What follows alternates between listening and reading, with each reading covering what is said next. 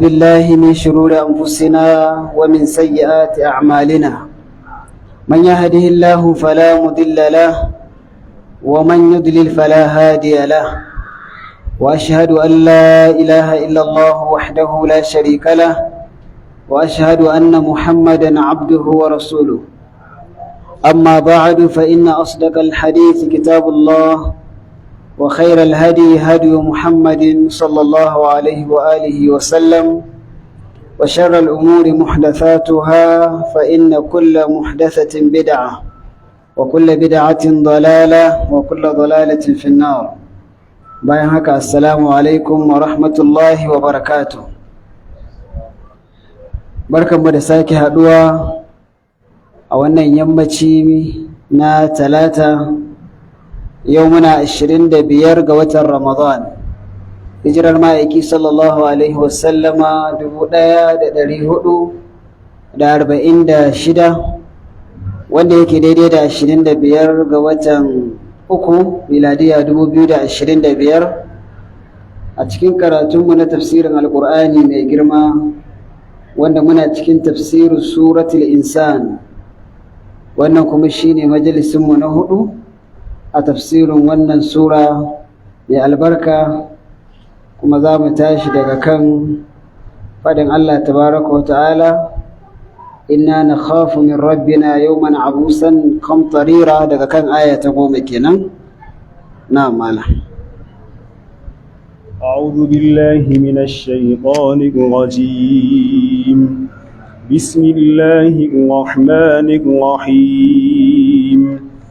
إنا نخاف من ربنا يوما عبوسا قمطريرا فوقاهم الله شر ذلك اليوم ولقاهم نضرة وسرورا وجزاهم بما صبروا جنة وحريرا متكئين فيها على الأرائك لا يرون فيها شمسا ولا زمهريرا ودانية عليهم ظلالها وذللت قطوفها تذليلا ويطاف عليهم بآنية من فضة وأكواب كانت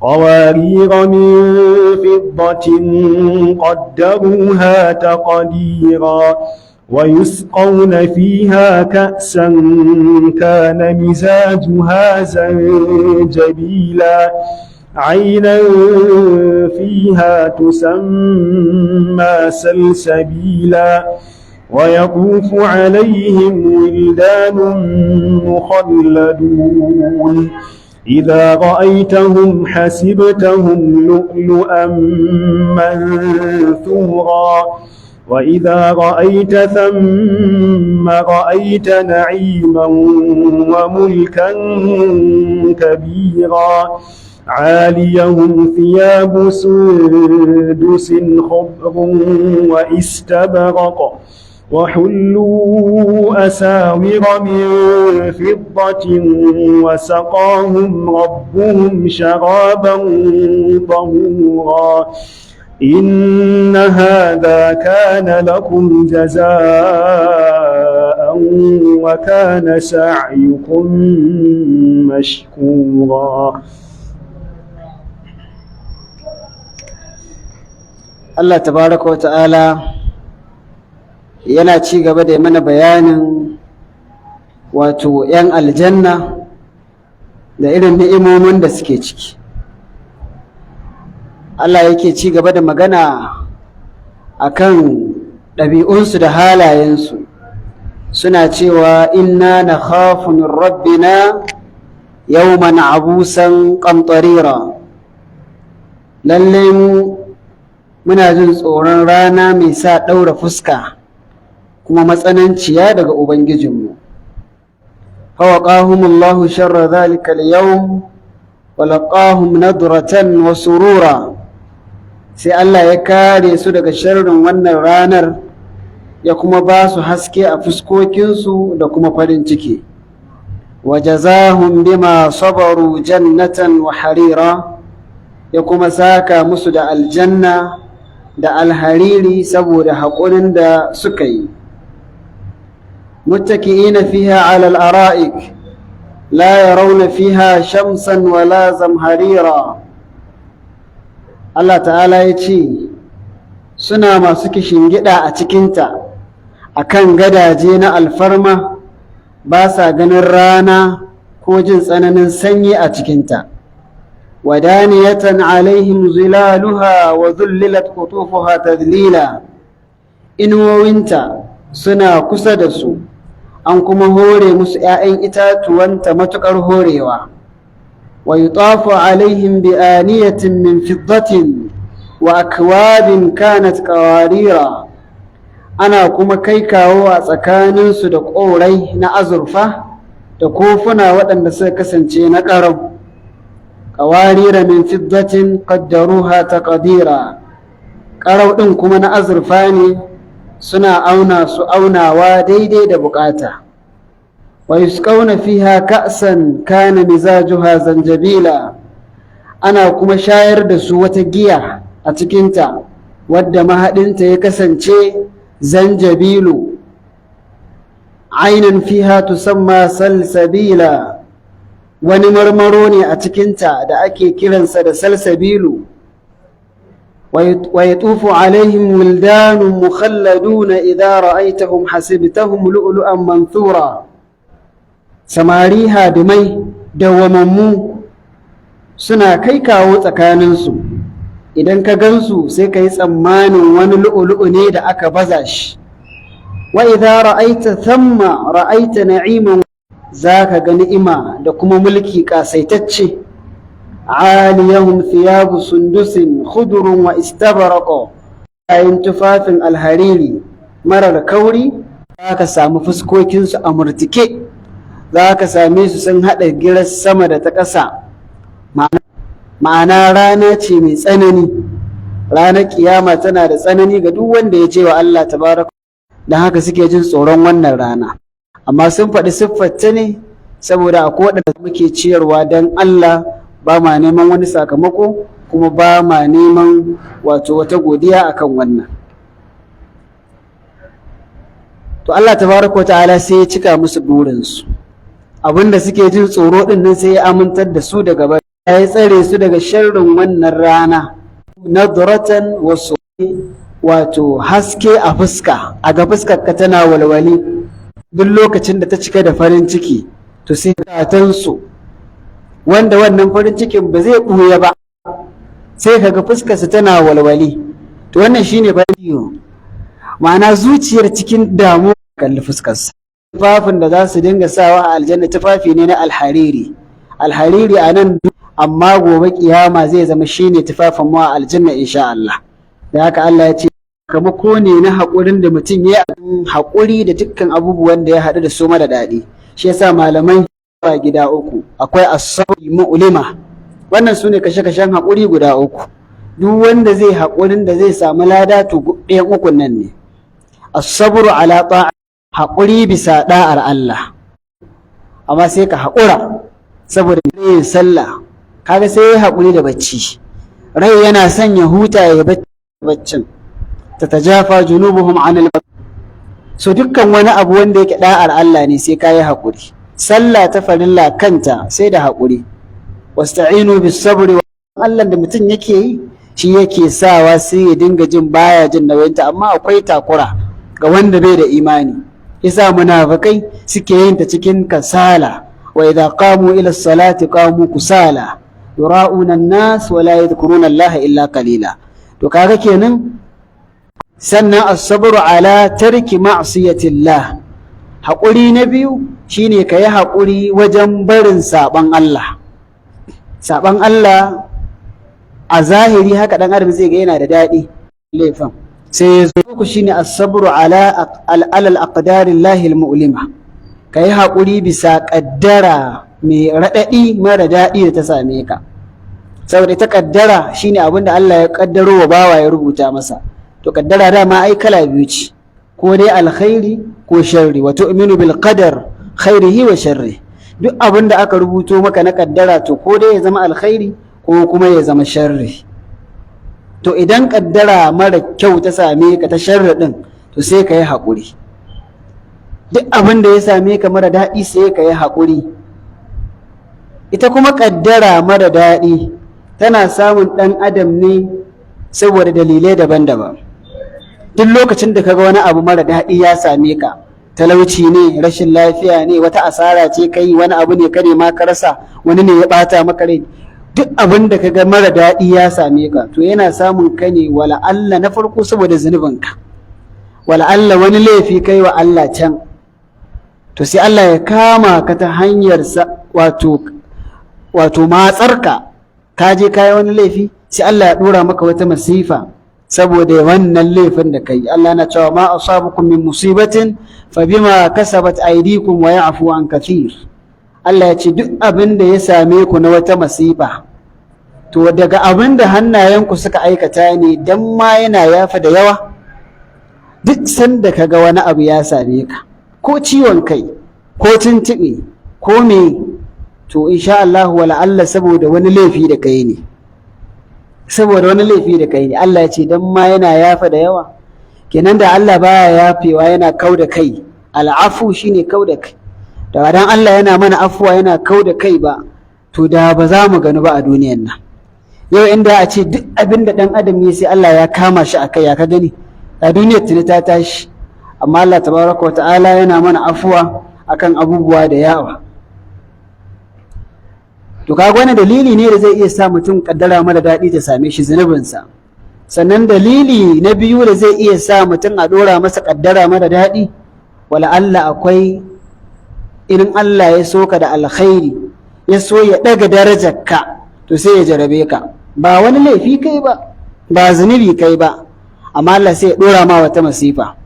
Wannan masifar sai ta zama dalilin ɗaukakar darajarka da kuma kankarewar zunubanka. Ba don wannan masifar ta same ka ba, wala Allah darajar taka ba za ta kai nan ba. Hadisi ya tabbata, ma'aikin Allah sallallahu alaihi wasallam yana cewa idza sabaqat lil abdi min Allah manzilatun, idan wani matsayi ya kubce wa bawa a wajen Allah, ana wani mataki da a wajen ubangiji ya kamata ka kai amma sai baka kai ba saboda sakacinka, yace lam yablugha bi amali, bai iya kai wannan matsayin ba da aikinsa, ibtalahu Allah fi jasadihi aw fi malihi aw fi waladihi, to sai Allah ya jarabi wannan bawan nasa a jikinsa ta hanyar dora masa wani ciwo ko wani ibtila'i a jikinsa, aw fi malihi, ko ya dora masa ibtila'i a dukiyarsa, yayi asara ko a mai sata ko a damfare shi a dukiyarsa dai ya haɗu da wata matsala, aw fi waladihi, ko a ɗora masa jarabawa a kan ɗansa, ko ɗansa ya rasu, ko kuma a ɗora wa ɗansa rashin lafiya, ko wani ibtila'i ya sauko wa ɗansa, kaga shi aka ɗorawa. To Allah yakan iya jarabtar mutum akan waɗannan abubuwa, thumma sabbarahu hatta yublughahu al-manzilata allati sabaqat lahu min. Manzo Allah ya ce sannan kuma sai Allah ya sa wa bawa haƙuri. An jarabe shi a jikinsa amma bai yi raki ba, irin haƙurin annabi Ayyub, shekara 18 annabin Allah yana kwance yana ciwo mara daɗi, kowa sai da ya tafi ya bashi, amma bai taɓa kokawa ba, bai taɓa kai kukansa ga wani ba, ya yi haƙuri. Allah ce na wajadnahu sabira, mun same shi bawa mai haƙuri, ni'mal abdu innahu awwab, madalla da wannan bawa, lallai shi mai yawan mai da lamarinsa ne zuwa ga Allah. To ya zama da Allah ya jarabe ka din, ko a jikinka ko a dukiyarka ko akan ƴaƴanka baka yi korafi ba, shi yasa ya ce thumma sabbarahu, sannan sai Allah ya ba wa mutum haƙuri, ma'ana ya sa masa haƙuri. Kenan ko an jarabe ka, in ka kasa haƙuri kuma to ba za ka samu wannan darajar ba. To idan yi haƙuri, manzo Allah ya ce to Allah zai isar da shi wancan matsayin da ya kamata a ce ya same shi. To kaga ashe wannan shine dalili na biyu da mutum zai iya ganin jaraba ta faɗa masa, wani ibtila'i ya hau mutum, wala Allah saboda Allah ya kai shi wani mataki ne, wani matsayi ne a wajensa, sai ya jarabe shi. Hakanan mutum zai iya haɗuwa da mummunar ƙaddara saboda zaluncin wani daga cikin mahalukai a gare shi, ba wani zunubi ya yi ba, kuma wala'alla ba ta ɗaukaka daraja ba ce, amma wani daga cikin bayi sai ya zalunce ka, ko ya ci dukiyarka, ko ya dake ka, ko ya zubar da jininka, ko ya ci mutuncinka, ko ya ma ƙazafi ko wani abu. Kaga wannan duk jarabawa ce, za ka ji ba daɗi. Wani ne haka kawai ya zo ya cuce ka, ya jefa ka cikin matsala, to in kai haƙuri nan ma Allah ta'ala zai baka lada akan wannan, sai ya zama ka fara zunubi. Wani laifi da kai dalilin wani ya cuce ka, sai a kankare maka wannan zunubin. To wannan duk dalilai ne da za su iya sa mutum ya ga kaddara mara daɗi ta same shi, ko dai ya zama wani laifi ya Allah yake kankare masa wannan laifin, ko kuma aka kama shi da wannan laifin nasa, ko kuma ya zama ɗaukakar daraja ce gare shi, ko kuma wani ne ya cuce shi cikin mahalukai don hakan ya zama masa kafara. To Allah ta'ala ya ce ya sakanka wa 'yan aljanna saboda haƙurin da suka yi, wa jazahum bima sabaru jannatan wa harira, ya sakan ya musu saboda haƙurin da suka yi. Kaga haƙurin duk waɗannan abubuwan sun shiga, da haƙurin da suka yi na bin Allah, da haƙurin da suka yi na barin saɓon Allah, da haƙurin da suka yi na irin musibu da suka yi ta haɗuwa da su a nan duniya, sawa'un musibun da laifi suka yi, da wanda na ɗaukakar daraja ne, da wanda wani ne ba su ji ba su gani ba ya daren musu da zalunci, suka yi haƙuri. Duk dalilin waɗannan sai Allah tabaraka wa ta'ala wato sai ya sakanka musu da aljanna. Yana daga cikin as-sabru ala ta'atillah, haƙuri bisa bin Allah, shine irin abin da mutum zai iya gani na tsangwama dalilin ya ba Allah. Dalilin bin Allah za a iya cutar da kai, to wannan haƙurin da za ka shi ma haƙuri ne kan bin Allah. Dan wani zai iya kasa haƙuri sai ya daina bin Allah saboda me an cutar da shi. To in ka daure duk da abin da za ka gani, kai daure ka ci gaba da bin Allah, to shi ma wannan yana daga cikin as-sabru ala ta'atillah. Ke sa Allah ta'ala ya gaya wa manzansa a farkon abin da ya saukar masa, ya ce wa li rabbika fasbir, ka yi haƙuri don ubangijinka. Mana za ka ga cutarwa iri-iri dangane da kana bin Allah tabaraka wa ta'ala. To sai Allah ya ci gaba da bayanin irin yanayin da 'yan aljanna za su kasance. Yanzu ba an gaya maka cewa an sakan ya musu aljanna ba, to sai Allah ya haska maka kamar wani majigi ne, ka hararo ga 'yan aljanna nan a cikinta, domin a ƙara maka shauƙinta, a ƙara maka kwaɗayin isa zuwa gare ta. Allah ya ce muttaki'ina fiha 'alal ara'ik, suna kishingiɗe a cikinta akan gadaje. Al'ara'ik jam'u arika.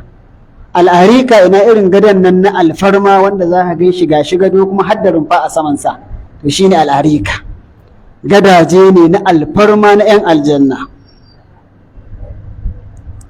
suna kishingiɗe a kai, alamar cewa sarauta da jin daɗi. Ni mutum aka ce ai a kishingiɗe yake ma bai da wata matsala ma, wato suna cikin farin ciki. muttaki'ina alaiha sururan mutaqabilin.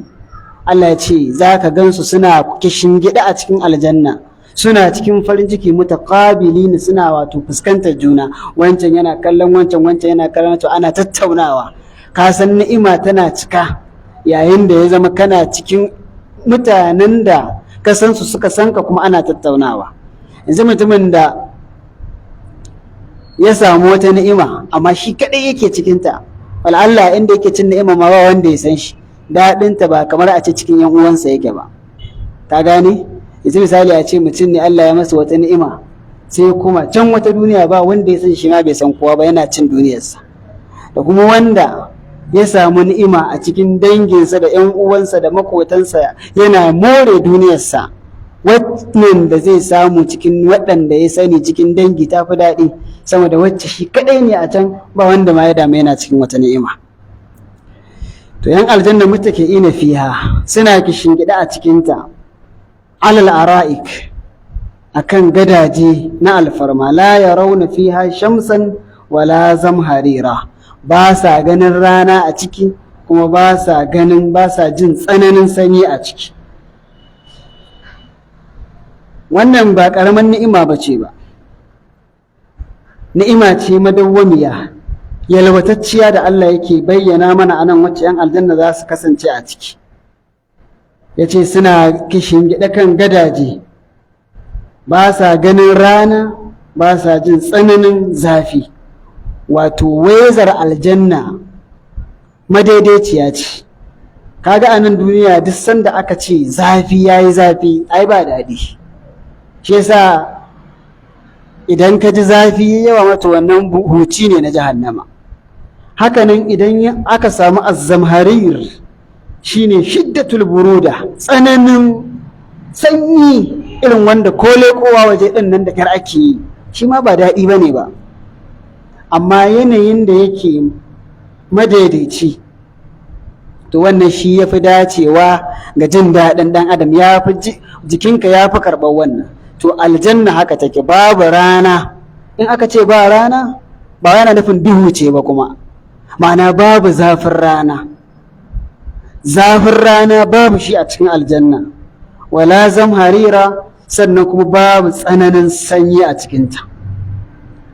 Sannan wadaniyatan alaihim zulaluha, inuwoyi da suke a cikin aljanna a kusa suke da su.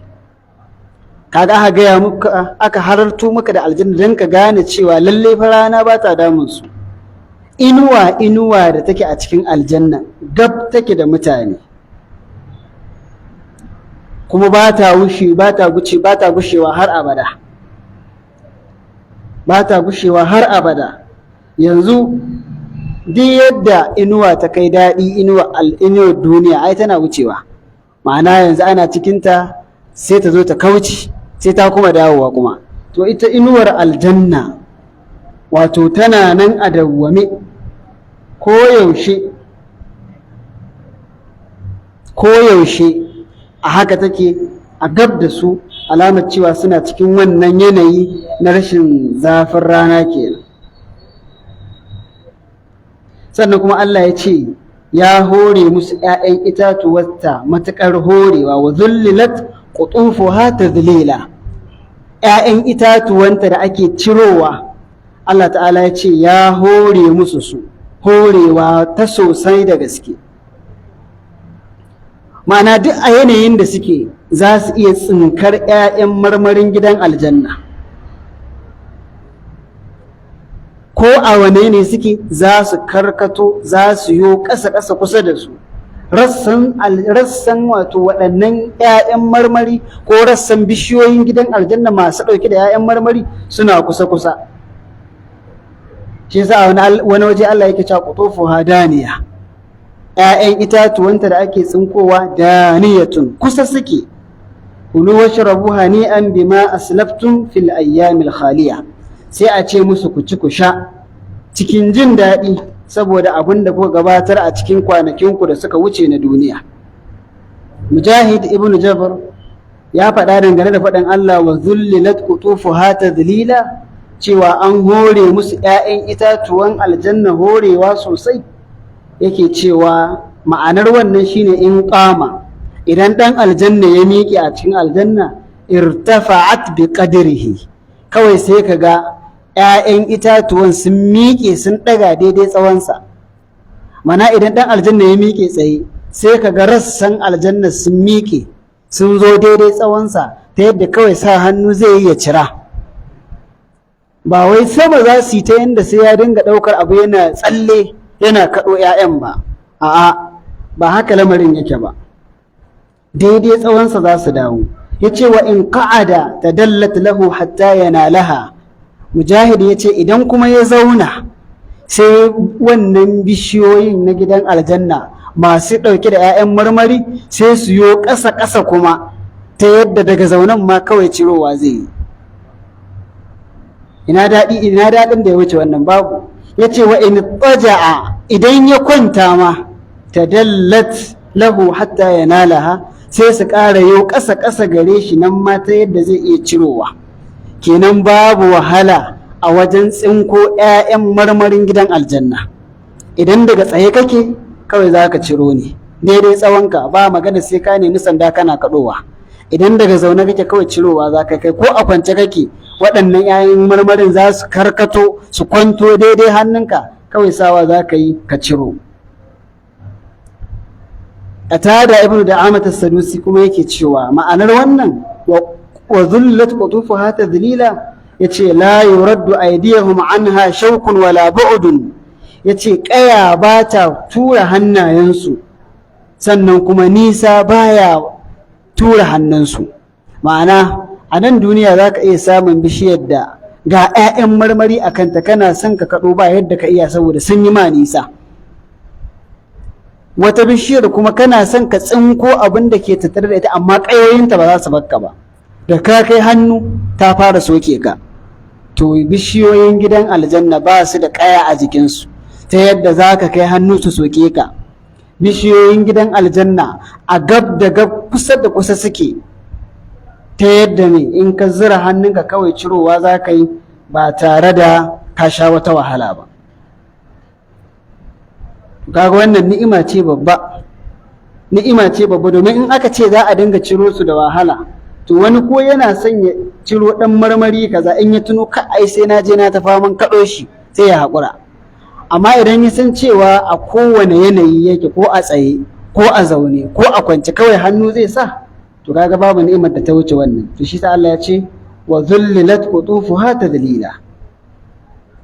Sannan Allah ya ce wa yutafu alaihim bi aniyatin min fidda, ana kuma kai kawo a tsakaninsu da ƙorai, me ƙorai, ƙwarya-ƙwarya na azurfa, da kuma kofuna waɗanda suka kasance na ƙarau. Wa yutafu alaihim bi aniyatin min fiddatin wa akwabin kanat qawarira. Ma'ana akwai alkhadam, masu hidima a cikin gidan aljanna, za su dinga kai kawo a kan 'yan aljanna ɗin nan bi aniya. Me aniya? Kwano. Ma'ana za su dinga yawo a kansu, suna kai komo a kansu da kwanuka na abinci, kuma waɗannan kwanukan na abincin Allah ya ce an yi su ne da azurfa. Wa yutafu alaihim bi aniyatin min fidda, za a dinga kai komo a kansu da wasu kwanuka waɗanda suke da abincin gidan aljanna, kuma waɗannan kwanuka an yi su ne na azurfa. Sannan wa akwabin kanat qawarira, sannan kuma ga kofuna, kofi da za su dinga shan abubuwa a ciki, su kuma na ƙarau ne, na gilas ne, na tangaran ne, shine qawarira, na ƙarau ne. Sannan Allah ya gaya maka ya wannan ƙarau ɗin yake, ya ce qawarira min fiddati, ƙarau ne wanda aka yi shi daga azurfa. Ka taɓa jin tangaran ɗin azurfa? Ka taɓa ji? To sai a aljanna ƙarau ne amma na azurfa. Abdullahi ɗan Abbas da Mujahid ibn Jabr da Al-Hasan al-Basri da yawa daga cikin malaman tafsiri suke cewa wannan kwano ko wannan kofi da Allah tabaraka wa ta'ala yake cewa wa akwabin kanat qawarira min fiddatin, yace kofi ne gashi nan za a dinga zuba musu abin sha a ciki na ƙarau. Sai kuma Allah ya ce ƙarau ɗin na azurfa, wato ba tangaran ne wanda ka sani ba, ƙarau ne amma na azurfa. To ya abin yake?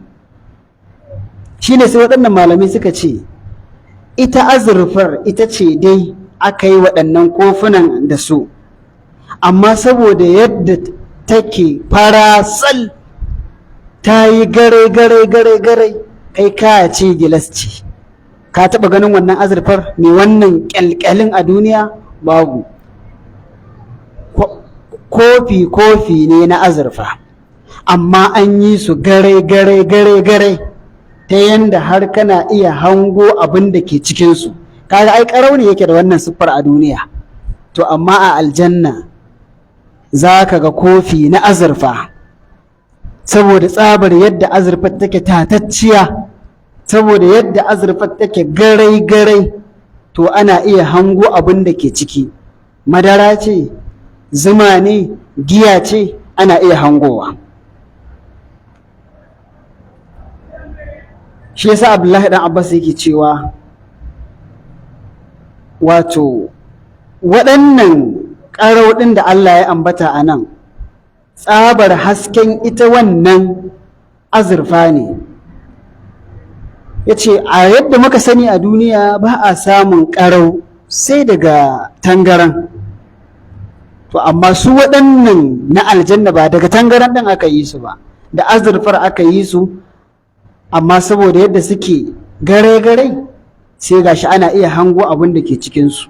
Ya ce wa hada min ma la nazira lahu fid duniya, irin wannan ba za ka taɓa ganin sa a duniya ba. Mana ba wata azurfa a duniya wacce za ka ganta mai siffar ƙarau, babu ita.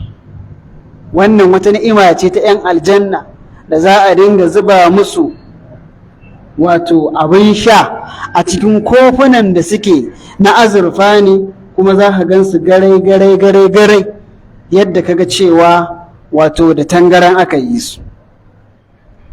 Sannan Allah ya ce ƙaddaruha taqdira, suna auna su aunawa daidai bukata. Suwaye suke aunawa daidai bukata, ko me suke aunawa? Suwaye suke aunawa daidai bukata, kuma me ake aunawa?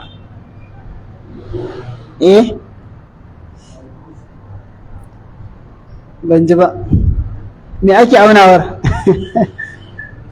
Yawwa, ma'ana ba an yi maganar alkhadam masu kewayawa gare su suna ba su abin sha ba da abinci? To shine Allah yake cewa waɗannan masu zagayen a kansu, tunda ya ce wa yutafu alaihim, ana kewayawa a kansu. Suwa yake kewaya a kansu? Masu yi masa hidima. Bi aniyatin min fidda, suna kewayawa kansu da kwanuka na azurfa, wa akwabin kanat qawarira, da kofunan da suke na ƙarau, qawarira min fidda, amma ƙarau ɗin daga me aka yi su? Daga azurfa. Qaddaruha taqdira, suna auna su daidai bukata. Ma'ana su waɗannan bayin nasu masu yi musu hidima da suke cikin gidan aljanna, to idan za su zuba musu abu a cikin kofunan nan suna zubawa daidai bukatarsu, ba wanda zai musu yawa ba su rage, ba kuma wanda zai musu kaɗan ba su sha su ji kamar ba su sha ba. Suna zuba musu daidai bukata. Kaga a nan duniya baka da mai wannan hidimar, wata ran dole sai ya kwafsa maka, ko matakka ce take kawo maka abu, wata ran zaka ji da kansa ma suna cewa tuntuban hannu ne, ma'ana hannu ya kwace. Duk kwarewarta a girki da wata ran hannu zai kwace mata, ta yi wani abu, ko ya yi ruwa, ko ya yi kitiɓarɓar haka ko ya zama an cika gishiri, ko magi ya yi kaɗan, ko ya yi tsami, sai ka samu wata ran hannu ya kwace, ko ta zubo maka abu ya ma kaɗan, ko ta zubo abu ya yawa.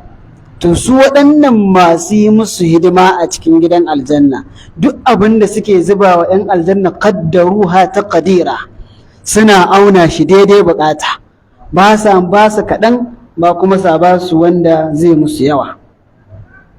Sannan Allah ya ce wa yusqawna fiha ka'san kana mizajuha zanjabila, ana kuma shayar da su wata giya a cikin ita aljanna, a cikin wannan fiha ɗin nan, a cikin su waɗannan ƙawarir ɗin, a cikin waɗannan akwab da Allah ya ambata, waɗannan kofuna, to ana shayar da su a cikinta ka'san, ana shayar da su giya, kana mizajuha zanjabila, wadda mahaɗinta ya kasance zanjabil ne.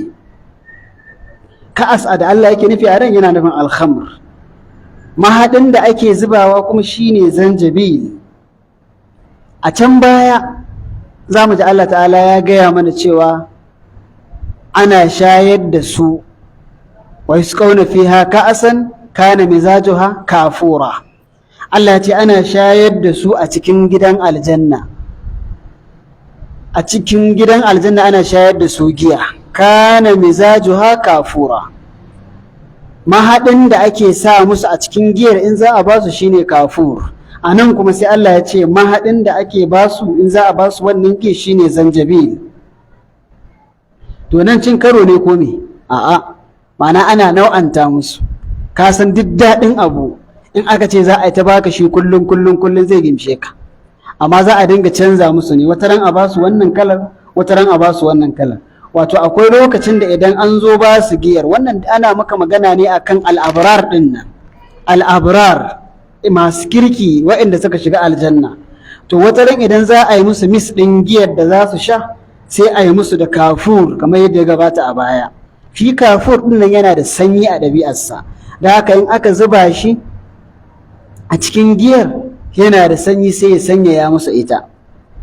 Shi kuma azzanjabil yana da zafi ne, yana da ɗumi, da haka wata ran aka zuba musu shi a cikin giyar sai ya zama ta yi ɗumi-ɗumi. Kaga ashe wato ana ba su wani yanayin a ba su mai sanyi-sanyi in an musu mai mis da kafur, wani lokacin kuma a ba su mai ɗumi-ɗumi idan an musu mis da zanjabil. Kaga yanayin ya daidaita.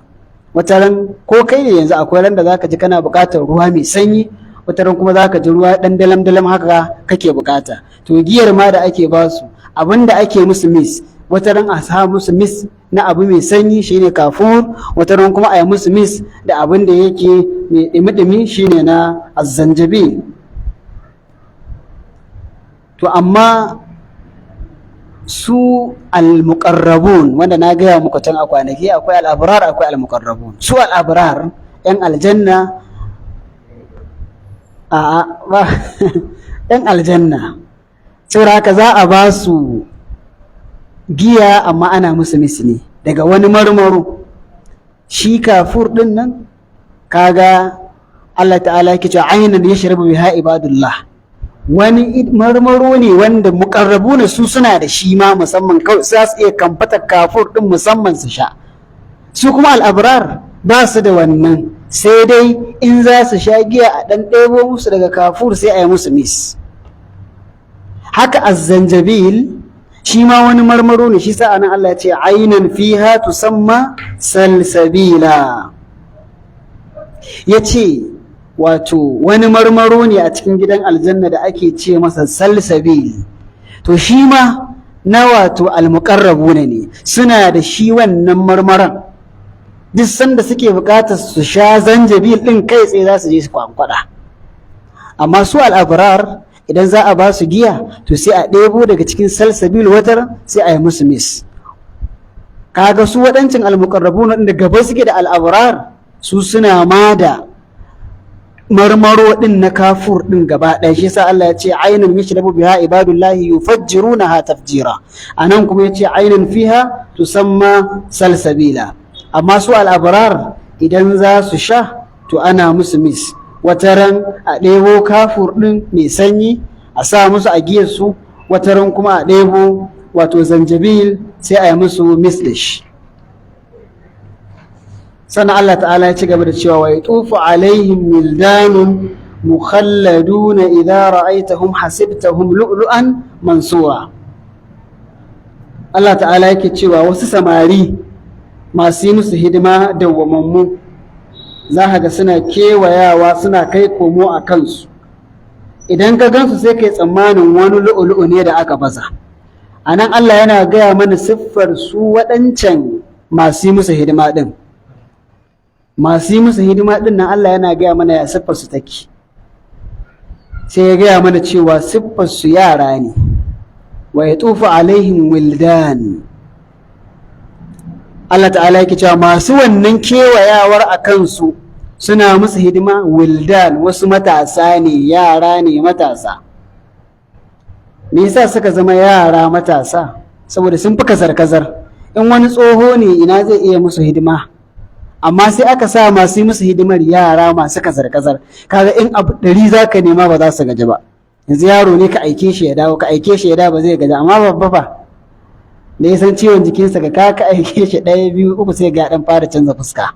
Amma yaro sai ta zuwa yana kai komo.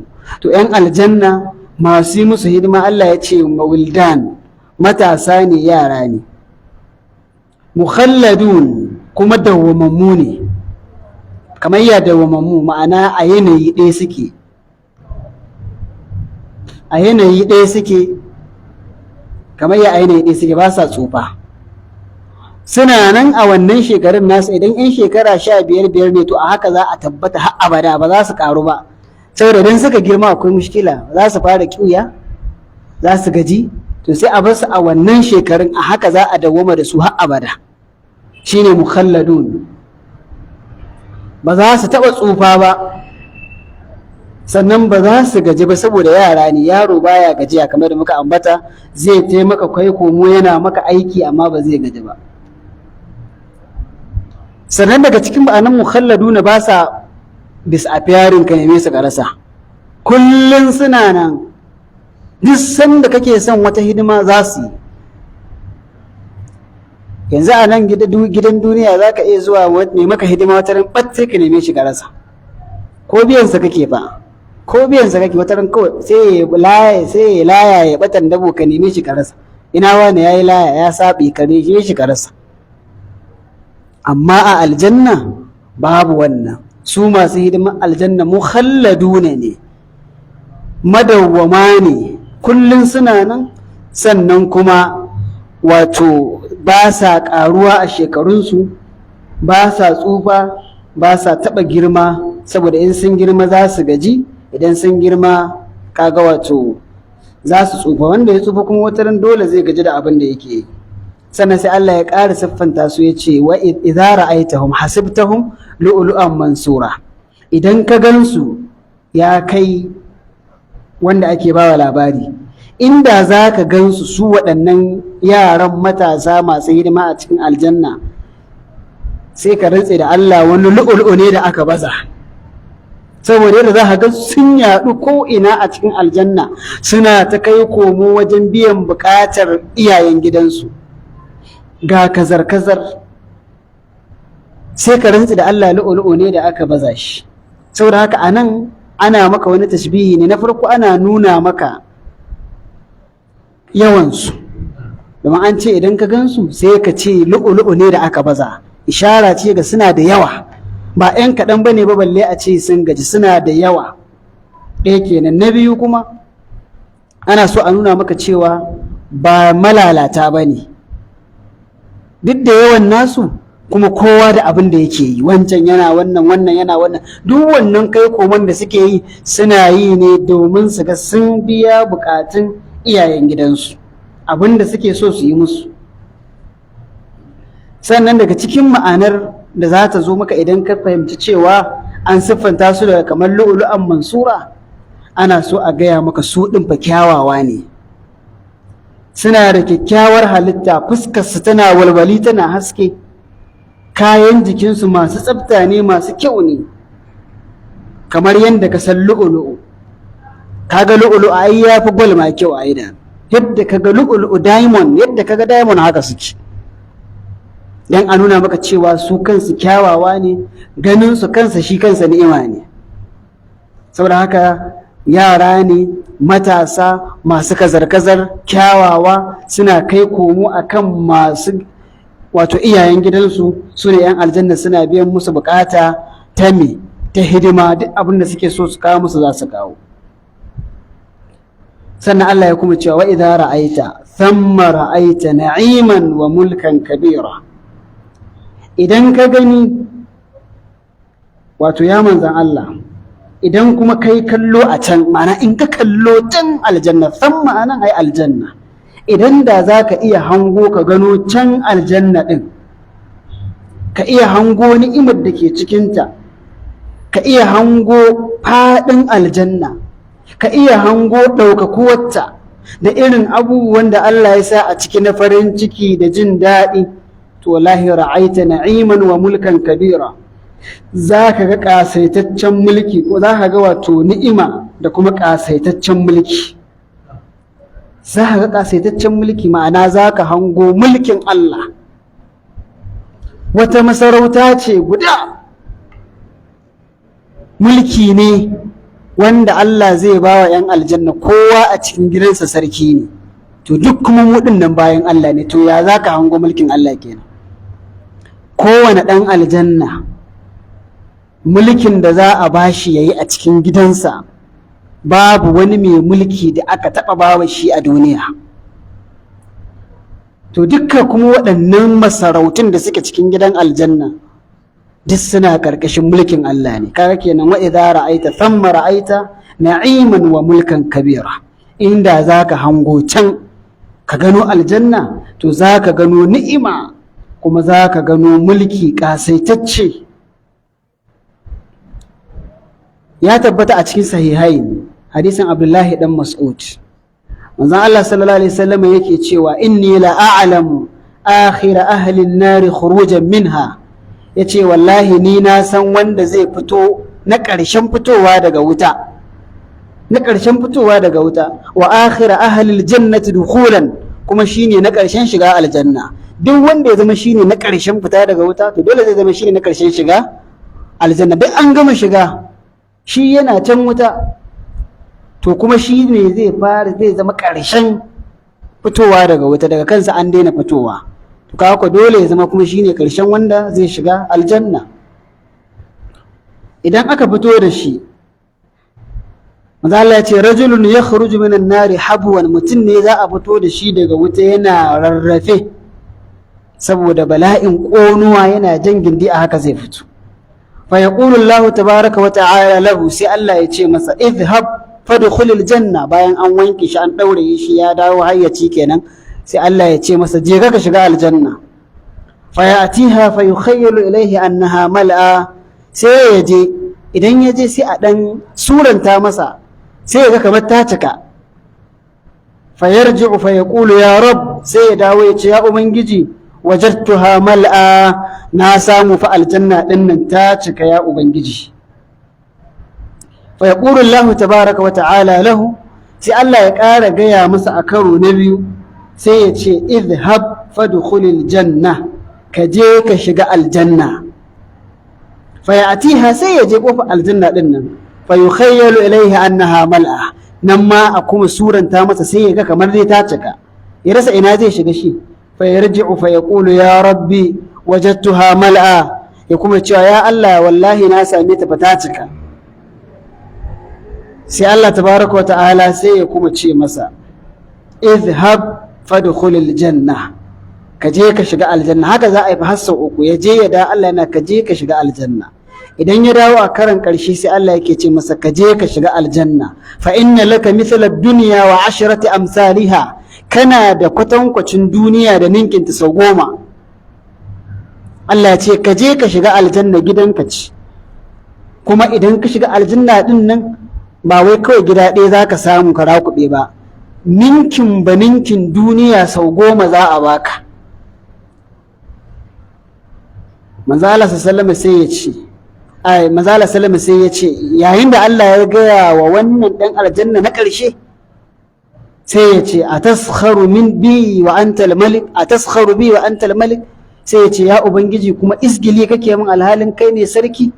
Mana yana jin haba ya za a yi shi na ƙarshen fitowa daga wuta, na ƙarshen shiga aljanna, a ce wai yana da gida a aljanna ninkin duniya sau 10, ko da isgilanci ake masa, ya ruɗe ne, ya ruɗe, baya taɓa tsammanin zai samu wannan sakamako. Ƙala sai Allah ta'ala, sai manzo Allah sallama ya ce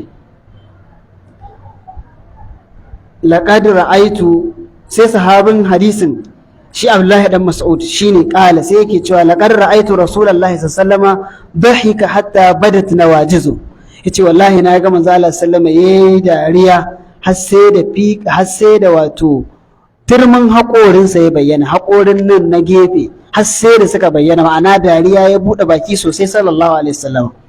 Wa kana yaqulu, kuma yana cewa zaka adna ahlil jannati manzila, wannan shine na ƙarshen matsayi a gidan aljanna. In ji manzon Allah, wannan da za a bashi ninkin duniya sau 10 shine mafi ƙarancin matsayi a gidan aljanna. Ibn Kasir yake cewa fa idza kana hadha ata'uhu ta'ala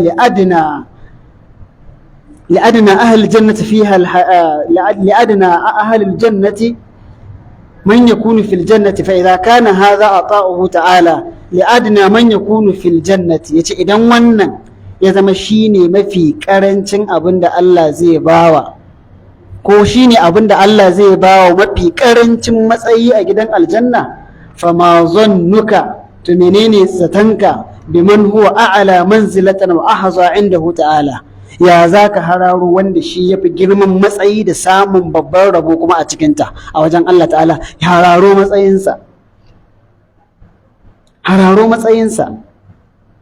shi sa Allah ta'ala yake cewa wa idza ra'aita thamma ra'aita na'iman wa mulkan kabira, inda zaka hararo can gidan aljanna zaka hararo zaka gano ni'ima ce babba da kasaitaccen mulki.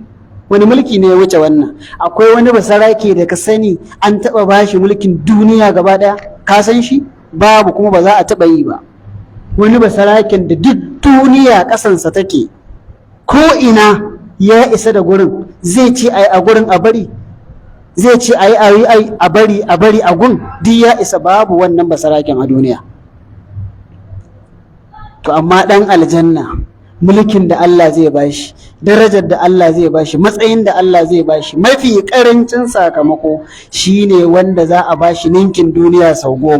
Ba fa kango bace, gidaje ne bangarori daban-daban, kuma ko ina ana amfani da gurin.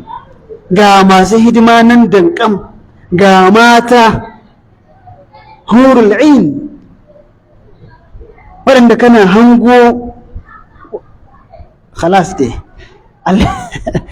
wato wa idza ra'aita thumma ra'aita na'iman wa mulkan kabira. Allah ya ce idan ka shiga hango ni'imar aljanna zaka hango mulki wato kasaitacce. Matan aljanna wato kana iya hango, kawai ne ce me zai faɗa ya fasa faɗa, zaka iya hango wato gudanar jinin su saboda yadda fatar su ta kai matuƙa wajen haske da gare-gare. Wace fara ce ka santa a duniya haka? To su farin su malam yadda kaga zaka iya tsunkulo jinin jikinsu haka suke.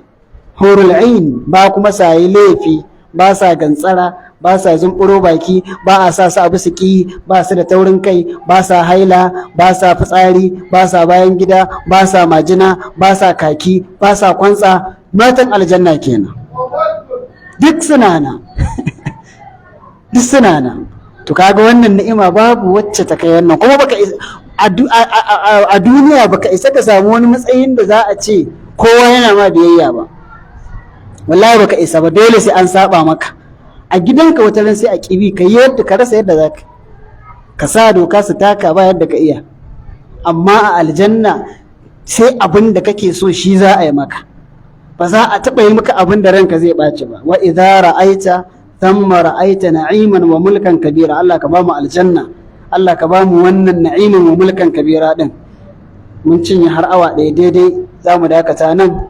Gobe idan mun zo muna son mu gama suran ne insha Allah, saboda maybe zuwa 27 za mu rufe karatun. Ba na son na tsallake 27, dole sai mun ɗanyi wannan tokin gudun saboda ya zama dai surar ta gama insha Allah. Gobe idan mun zo sai mu tashi faɗin Allah ta'ala aliyahum thiyabu sundusin khudurun wa istabrak. Sai a gaya maka to ya kayan tufafinsu kuma yake a cikin gidan aljanna, shi ma wata ni'ima ce mai zaman kanta. Abin da muka faɗa daidai Allah ta'ala ya ba mu lada, kuskure ko tuntuban harshe Allah ya mana afuwa ya gafarta mana. Wa sallallahu wa sallam wa baraka ala abdika wa rasulika Muhammadin wa alihi wa sahbihi ajma'in. Wassalamu alaikum wa rahmatullahi wa barakatuh.